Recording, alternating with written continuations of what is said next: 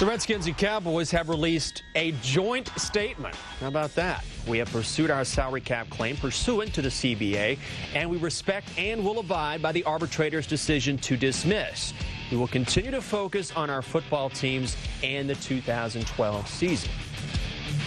For more, let's bring in an old friend of ours, NFL salary cap analyst J.I. Halsell, who joins us from Chicago. J.I., good to see you again. Hey, thanks for having me. Well, it's not like Dan Snyder and Jerry Jones to back down from a good fight. Why have these guys decided to move on here?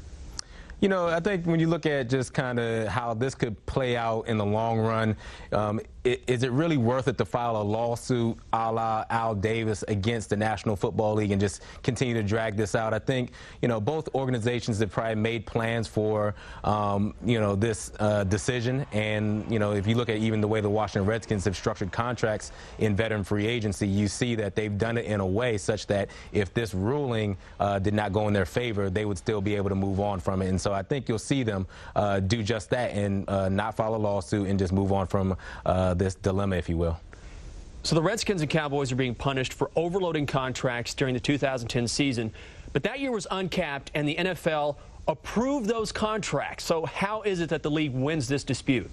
You know, at the crux of this dismissal is the fact that the NFLPA agreed to the sanctions against the Washington Redskins and Dallas Cowboys. And so when you think about the collective bargaining agreement being an agreement between two parties, the NFL and the NFLPA, the fact that both parties agreed to these sanctions then give Stephen Burbank a perspective that he has nothing to rule on because both parties agreed to it. So that's pretty much the crux of the argument and why this case was dismissed.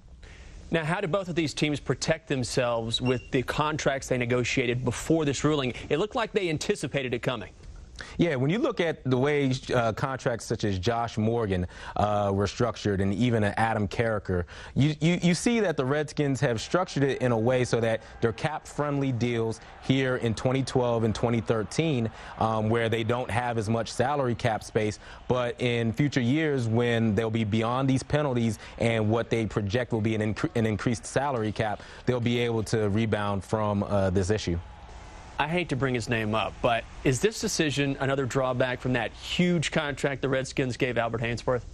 Yeah, you know, when you think about why this situation even came about, it was because of the restructuring to not only Albert Haynesworth's contract, but also D'Angelo Hall. But because Albert Haynesworth's contract was so enormous, the Redskins attempted to use the uncapped year to really manage that contract so that it would be beneficial to them down the road. And the structure that they used is what ultimately caused for these penalties to come to be.